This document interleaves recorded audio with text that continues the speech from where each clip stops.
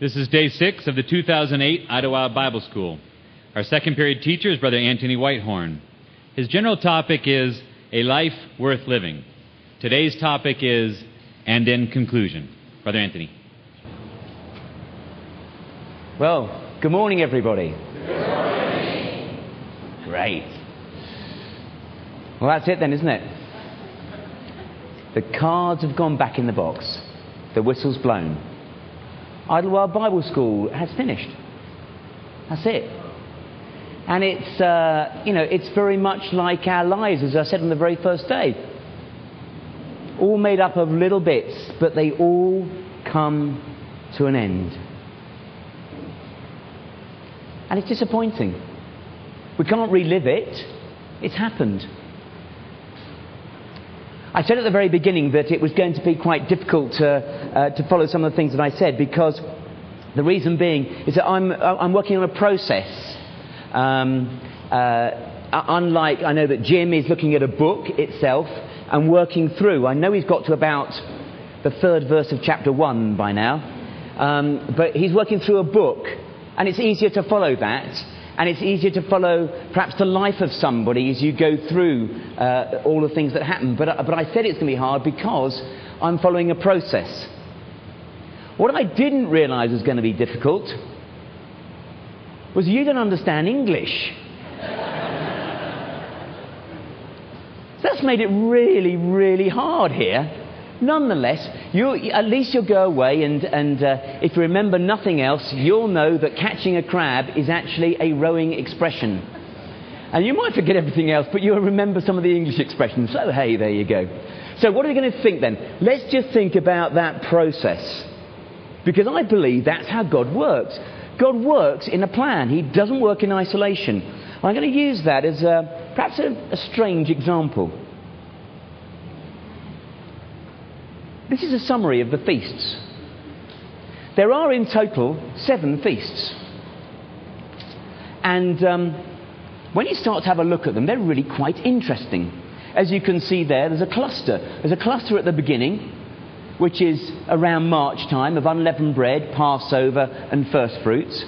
Then there's that one in the middle, which is the Feast of Pentecost, or weeks. And then there's those cluster at the ends of the year, which is Feast of Atonement, of Tabernacles and of Trumpets. And those are the 7. But actually, let's have a little look at them in a little bit more detail. Let's just start off by having a look at the Feast of Passover. What happens at the Feast of Passover?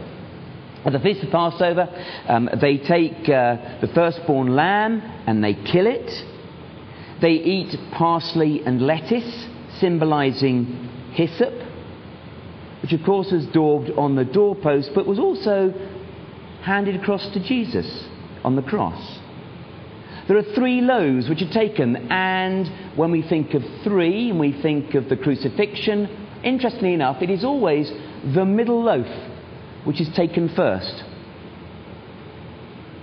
They use bitter herbs, which is the bitterness of persecution, and there are 4 cups which go through the whole idea of sacrifice. I put to you that the Feast of Passover is not just retrospective, but actually it looked forward. It looked forward to the time of Christ's sacrifice. The next feast is the Feast of Unleavened Bread. The Feast of Unleavened Bread went on for 7 days. 7, of course, symbolising perfection, completeness. Unleavened, of course, as we know, means separate, taking away from corruption. I put to you that actually the Feast of Unleavened Bread also had a forward-looking symbolic action as well. It was looking forward to Christ's life. And the 3rd feast around that period of time is the Feast of First Fruits. Now, the Feast of First Fruits celebrated the time of harvest, of harvesting the barley. The priests would go out and put 3 rings out in the field, and they would then take those 3 areas and use whatever was in those 3 rings and celebrate the first fruits of the harvest of the barley. And of course, we know in the Scripture that the Lord Jesus Christ, from his resurrection, is the first fruits from the dead. So I therefore put to you that this has symbology as well. So what we've got here is those first three feasts symbolising Christ's life, Christ's death, and Christ's resurrection. So if we move on then and have a look at that feast that stands alone, that feast of Pentecost, or that Feast of Weeks. What happens is that this was at the time of the completion of the harvest. And during this feast, it was 2 loaves were used of leavened bread. How strange. Leaven, of course, symbolising sin. So here we have a situation of 2 loaves, and I put it to you there were 2 because one symbolised the Jews and one symbolised the Gentiles. So what you have here is you have a situation of the completion of the harvest, the leavened bread symbolising sin of both the Jews and the Gentiles. I put to you now, very briefly, that this is about you and me, Christ's chosen ones. That's what the symbology is of this feast. This is all about you and me. And that is between and following the Passover, first fruits and unleavened bread, the time of Christ's life, death and resurrection. And then it's you and me, it's Christ's own. And so we move on to the time of October. And the first feast that we have there is the Feast of Trumpets. The harvest is now completed. Absolutely finished. The trumpets are blown. And those trumpets which are blown in Jerusalem are 2 ram's horns, and they are made from the silver that was taken from the atonement money. And it heralds redemption. And then we think about that passage in Thessalonians when there is the trumpet call of God. Why? Because the Lord Jesus Christ is returning. And I would suggest that the Feast of Trumpets has that other symbology of Christ's return. And then, of course, we have what most would say was the most important feast of the year, which was the Day of Atonement. And that Day of Atonement is, of course, all about the covering and all about the high priest who actually went into the holy place on 5 separate occasions. He changed his clothes 5 different times. And all of that, of course, as we read in Hebrews, has now been annulled. It's gone. It's finished. Why?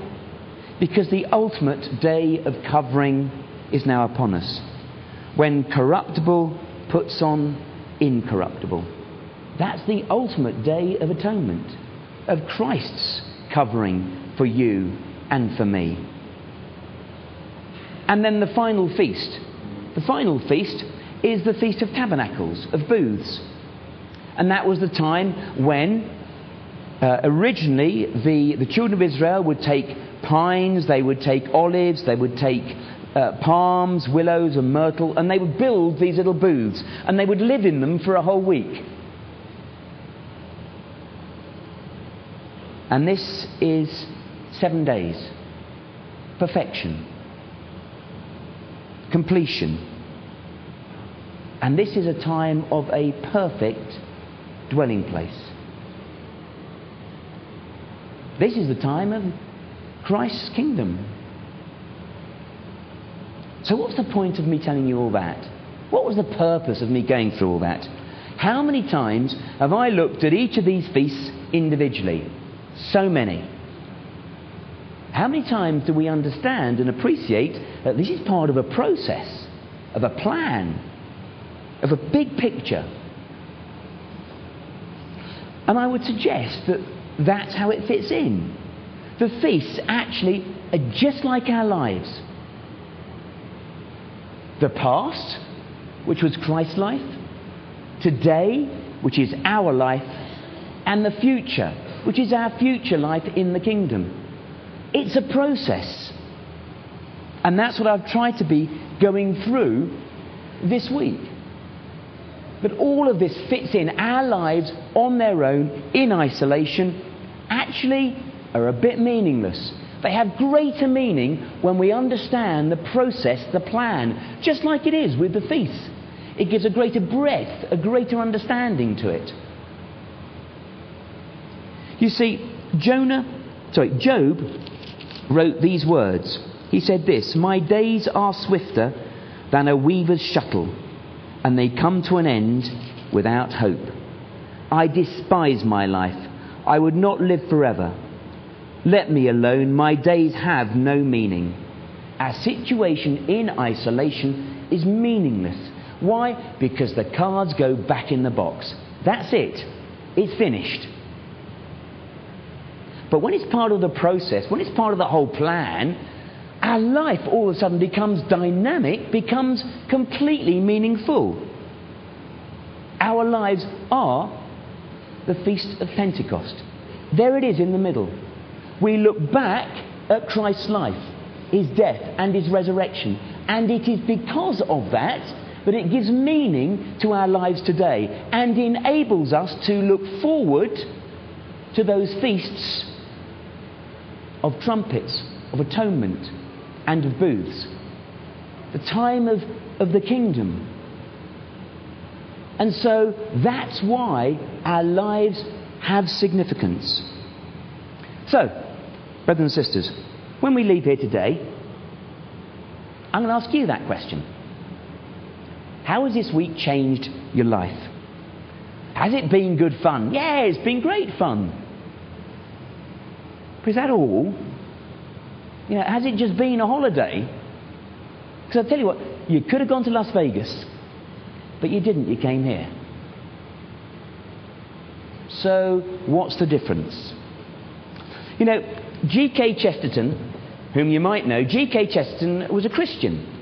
And he was interviewed on Desert Island Discs.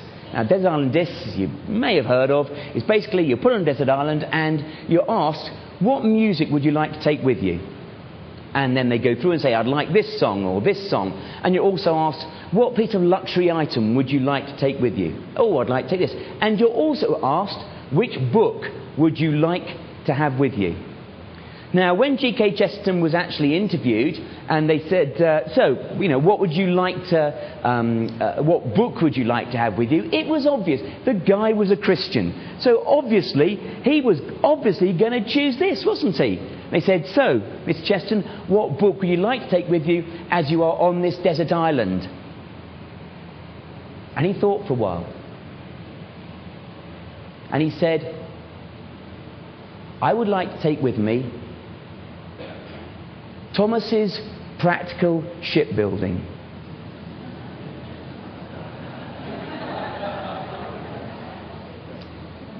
I said, well, why do you want to do that? He said, I don't want to be informed. I don't want to be entertained. I want to be saved. And that's the same for you and me. You just want to be informed and entertained. You could read any book you like. But if you want to be saved, then we take this and we put it into our lives, into action. If we've just come here to be entertained and informed, I tell you what, it's pointless. But if we want to be saved, we're going to take this and use it. And that's the challenge for you and for me. The thing is that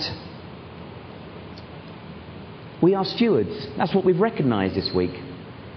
But we are stewards of time. When I was with the teenage group, we talked about recreation and using recreation. And I said to them, actually, you've been given a gift. And the gift is time. And I went round and I said, what God has done is he's actually put a sticker on your head. And only he can read the sticker. And on your head here, I said to this kid, you've got 70. Because that's the number of years that you've got on this earth. God knows that. You don't. And I went round, there's 70 and 69 and 73. And I came to this kid, and you've got 35. He was like, he hated me. All week he hasn't talked to me. And he's been like really upset about it.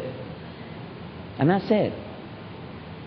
We've all been given that allocation of time, that gift of time, and that we have to be stewards of.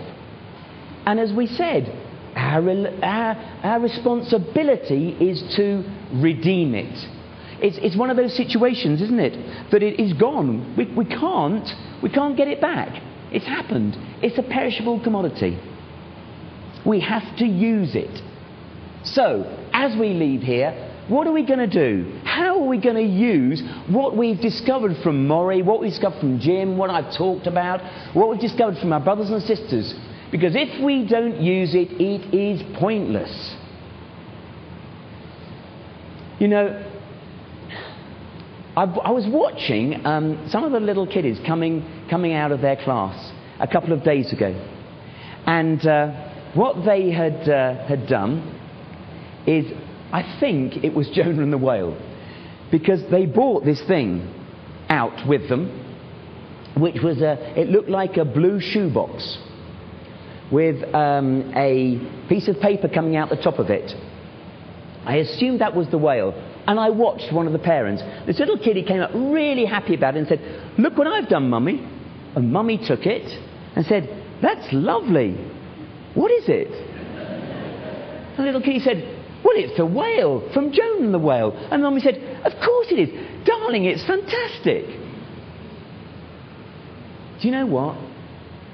That's just how it is with God, with you and me. What we do is we make this crummy looking whale. And God doesn't ever say, "What have you done?" He doesn't expect us to make this wonderful sculptured looking whale. Just like the mother didn't expect a beautiful looking whale from her child. And she never said, "That's useless." You as parents, when your child gives you something, when they're little like that, you don't say, "That is absolutely rubbish." You don't say that. You take it and you say, "That's fantastic." You give them lots of encouragement. That's what parenthood is about. And God looks at our completely feeble efforts when we leave here, and He says, "Hey, that's great. That's really, really good." And so He encourages us. And from here today, therefore, we should not be put off by thinking, "Goodness me, I don't think it's going to be good enough what I'm going to do." It won't be. We're going to make a crummy looking whale. But God loves it. He loves the look of that whale. And so from here we should be motivated to take some steps, or else it's pointless us being here. Do you know what? Peter really understood that. And that's why the first letter of Peter is so significant. Because what he's done, as I hark back, what he did is at the very beginning, it's got 5 chapters. There's a very little bit talking about our situation, strangers and aliens in the land. Our status, we have been saved by grace. Our response and our attitude. And then, for about almost 4 chapters, he talks about our responsibilities, the things that we should do. Peter, who had lived with Christ, he realised that actually we have lots of responsibilities. We have to go out and do certain things. How did he learn that? Let's have a look. Let's have a look from Matthew chapter 14.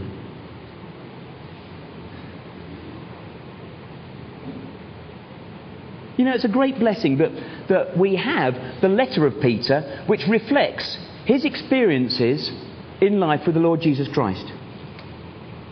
Matthew chapter 14. And it's verse 22. Immediately, Jesus made the disciples get into the boat and go on ahead of him to the other side, while he dismissed the crowd. And after he dismissed them, he went up on a mountainside by himself to pray. When evening came, he was there alone, but the boat was already a considerable distance from land, buffeted by the waves because the wind was against it. During the 4th watch of the night, Jesus went out to them, walking on the lake. And when the disciples saw him walking on the lake, They were terrified. "It's a ghost," they said, and cried out in fear. But Jesus immediately said to them, "Take courage, it is I, don't be afraid." "Lord, if it's you," Peter replied, "tell me to come to you on the water." "Come," he said. Then Peter got down out of the boat, walked on the water, and came towards Jesus. But when he saw the wind, he was afraid, and, beginning to sink, cried out, "Lord, save me!" And immediately Jesus reached out his hand and caught him. "You of little faith," he said, "why did you doubt?" It's evening. Started off with being evening. For those of you who've been to Israel, you know how long evening lasts. It's about 3 minutes. You can actually see the sun. You watch it, and the sun goes down. Like you can actually watch it. It's amazing. Evening is a very short period of time. It's from about 6:15 to about 6:20. That's it. It's very quick. So we know exactly what the time was when Jesus dismissed them. And he went up to the mountain to pray when he was alone. And then he comes to them when? He comes to them during the fourth watch. That's about 3 a.m. in the morning. You're talking here around about 9 hours. They've been working for 9 hours across Lake Galilee. And Jesus comes to them. Now, the thing is that when we read this passage here, we constantly refer it, and I do, to Peter's failure. Absolutely. Look at him. The thing is what does he do? Peter sees Jesus and says, "Lord, if it's you, tell me to come to you on the water." So that impulsive individual has learnt a little bit here. He checks with Jesus. And Jesus says, "Yeah, come." And off he goes. And, hey, it's Peter's failure, isn't it? Yep, there he goes, and he drops. I put it to you, this is not about Peter's failure. It's about 11 other people who avoided failure. What are you and me? Are we those people who stay in the boat? Because I can absolutely guarantee you this one thing. You can't walk on water unless you get out of the boat. And that's the motivation, hopefully, that this week has actually provided for you and me. That we actually do something. It's really interesting, you know. At Newbury Ecclesia, we had a big discussion, and we were talking about this very passage. And they were saving up to build their hall. And they needed £200,000. And they'd collected £130,000. And they're saying, we can't go ahead with it because we still need another £70,000. And at the end of this discussion, they turned round and they said, "You know what? We're never going to have £200,000 enough to build this hall if we don't get off and start building it." Within 8 months, after they started building it, and they got out of the boat and started walking on the water, they'd got £200,000. And that's how God works. He can't do anything with you and me unless we actually get out of that boat. And I love that last bit there, where it says in the end there, "You of little faith," in verse 31, "You of little faith," he said, "why on earth did you try and get out the boat?" No, it doesn't say that. It says, "You of little faith, why did you doubt?" Jesus didn't tell him off for having a go. Jesus told him off for actually doubting. It's not going to be good enough. It's not going to be a beautifully sculptured whale. But you're not going to walk on water unless you and I get out of the boat. So, what happens then? Well, when he starts to sink, and when he saw the wind in verse 30, he was afraid, and beginning to sink, cried out, "Lord, save me." I always wonder how far he got. Let's say the boat was over there where that wall is. Sorry, where Jesus is, where that wall is. And here he is, he gets out the boat. I don't know how far he got. Let's say he gets to about here. And then he starts looking down. And he realises, goodness me, what would you do? Would you start going, "I'm off, going back to that boat"? But he didn't. He turned and he looked to Jesus. And he said, "Jesus, you saved me."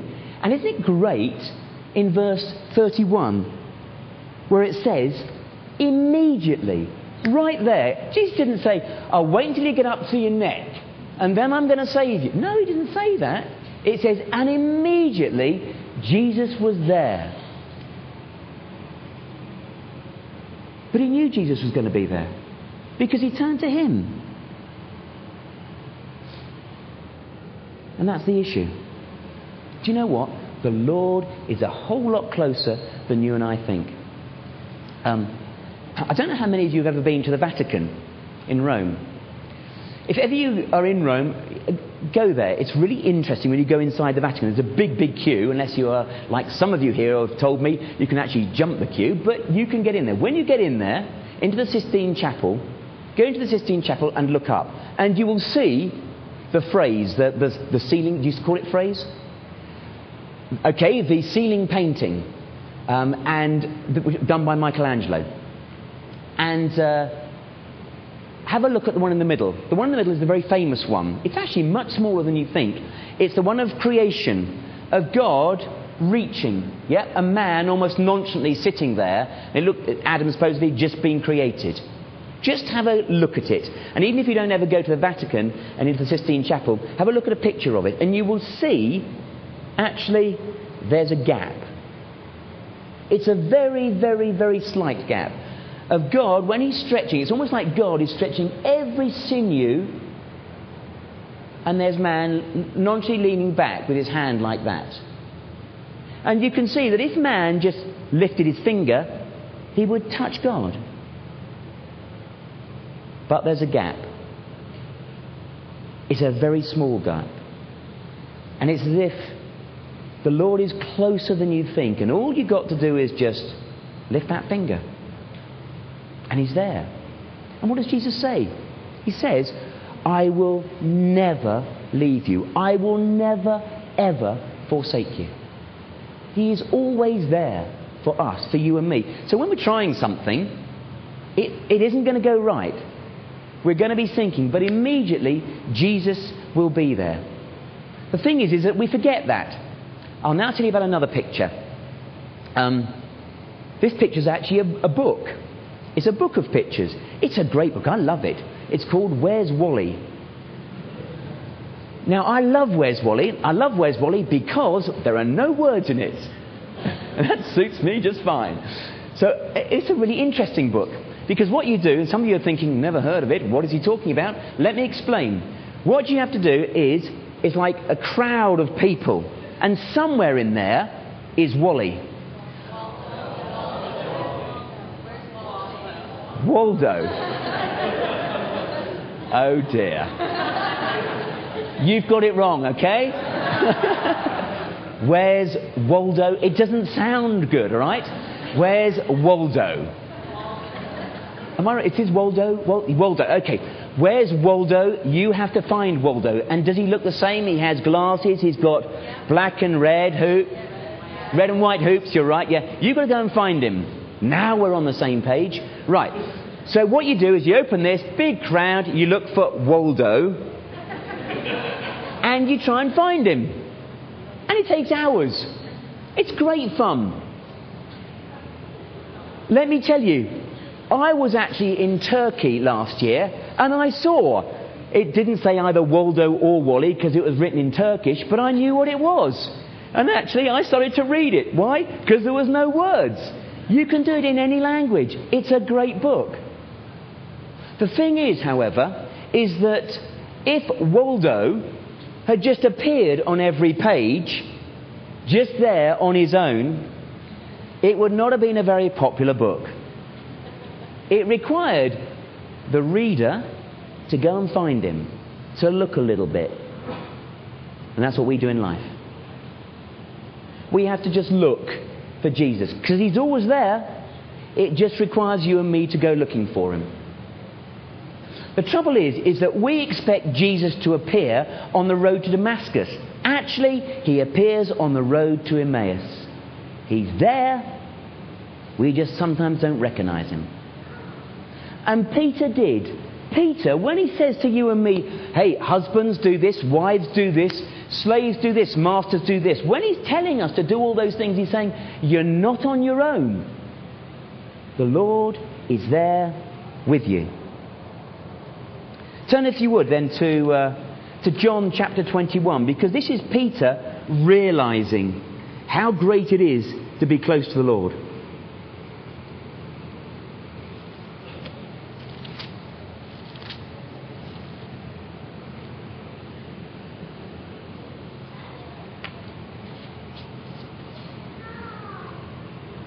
John chapter 21. You know the situation where Jesus now is appearing to his other disciples. And in verse 3, I'm going out to fish, Simon Peter told them. And they said, well, we'll go with you. So the 8 of them, off they went. They went out and got into the boat. But that night they caught nothing. Oh, that's happened before, isn't it? Early in the morning, Jesus stood on the shore. But the disciples didn't realize that it was Jesus. He called out to them, friends, haven't you any fish? How interesting, because Jesus already got fish. No, they answered. He said, throw your net on the right side of the boat, and you will find some. When they did, they were unable to haul the net in because of the large number of fish. And then the disciple, whom Jesus loved, said to Peter, it is the Lord. And as soon as Simon Peter heard him say, it is the Lord, he wrapped his outer garment around him, for he had taken it off, and jumped into the water. I always wonder, why on earth would you wrap the outer garment on you? Perhaps it's because he actually walked on the water. I don't know. The other disciples followed in the boat, towing the net full of fish, for they were not far from shore, about 100 yards. And when they landed, they saw a fire of burning coals there with fish on it and some bread. And Jesus said to them, bring some of the fish you have just caught. And Simon Peter climbed aboard and dragged the net ashore. It was full of large fish, 153. But even with so many, the net was not torn. I always find that a really interesting passage. Why? Let's just think about it. Here it is, they've caught all these fish. And there's 8 of them in this boat. And what does it say? It was so full that they couldn't actually haul the net in. And then actually what it then says is that they had to drag the net behind them as they got closer and closer to the shore. However, when Jesus says, bring the fish you've just caught, it says, Simon Peter, on his own, climbed aboard and dragged the net ashore. Wow! You know what it's like when you've got fish which are in a net and they are aided by the buoyancy of the water. It is a whole lot easier to drag that net in the buoyancy of the water. But here is Simon Peter on his own, pulling that net, and actually he takes it out of the water and drags it over to Jesus. How did he do that? I don't know. But perhaps it's a little bit of a case of a lesson for you and me. That the closer you are to Jesus, the greater things are possible. And that's what Peter realized. That with Jesus, great things are possible. Have a look at Philippians chapter 2. Philippians chapter 2 and verse 12. Therefore, my dear friends, as you have always obeyed, not only in my presence, but now, much more in my absence, continue to work out your salvation with fear and trembling. There you go. We should be working out our salvation with fear and trembling. Good. Actually, what it says is it says working out. It doesn't say working for. It doesn't say work towards. It says working out, which means completing. The salvation that has been given to us by grace, we should now be completing. And how should we do that? We should be working it out. We should be doing things. Why? Because in verse 13 it says, for it is God who works in you to will and to act according to his good purpose. That's it, brothers and sisters. It's God working in us. This is dynamic in terms of this life. But what he requires us to do is to step out of the boat first of all. Naaman washed in the Jordan 7 times. And after he'd done that, then God healed him. And when God healed, wasn't it wonderful when God healed him? He didn't give him back skin like mine. He gave him back skin which was like that of a new baby's. That's how God works. A remarkable miracle. So when we take the first step, God works remarkable miracles with us. Why? Because it is God who works in you to will and to act according to his good purpose. So, brethren and sisters, this week, what have we thought about? We thought about our situation where the cards go back in the box and it all seems very depressing. But if you look at that in isolation, it is. The thing is, it is part of a process. Our situation is just part of God's big plan. Because he says, absolutely, you're down here. You're hopeless down here. You haven't made it. But I've already prepared for you, because what I've already done with Jesus in those 3 feasts, for you, the process now is to make a step. And just believe. Just trust. Trust that my grace is sufficient for you. That's what we sang last night. That's all you've got to trust. And now we are in here. We are in a paradigm of grace. A new scenario. That is our new status. And our response is, well, what's our attitude? Our attitude should be like that piece of clay. Mouldable. Our attitude should be, I want to go off and do things because of what has already been done for you and for me. God's given me that opportunity. He saved me by grace. And as we leave here, so we should be motivated to do certain things. You know, I've loved this week. It's been really great for me. It's been great for me because it's really refocused me. Not just because of what has been taught by Jim, although I haven't heard much of Jim, although Sally's been telling me all the things that Jim's been saying, what Maury's been saying, what I've learned for myself, but from you. I gave the exhortation last Sunday. And I said that this is what it's about. This is a unique relationship that we have. It's koinonia, it's fellowship. We are fellows in a ship together. And that's wonderful. And it's been absolutely fantastic for me. But, you know, we have a responsibility to help each other. With the teens, what I did with them on one session is I got them outside and I got some of them just to lie down. And just lie down on their back. And I got them to fold their arms. And I said, right, what I want you to do is I want you to get up. You're not allowed to put your legs underneath you. Just try and get up. None of them could get up. They tried as hard as they could until one of them shuffled his way backwards as he was laying flat on the ground, shuffled his way backwards and met up with somebody else who was also shuffling backwards. And then they got back to back and started to walk towards each other. And that way, they got up. And when other people saw it, that's what everybody else did. They shuffled back to back and they all got up. And now, they could actually get on and do something. That's what this week's been about for me. It's about on my own, I just lie there and wriggle around. I need you to actually push up against so I can stand up and I can get on and do things. Because when I'm doing things, that's when God works. And when God is working, let me tell you, brothers and sisters, that really makes this life worth living.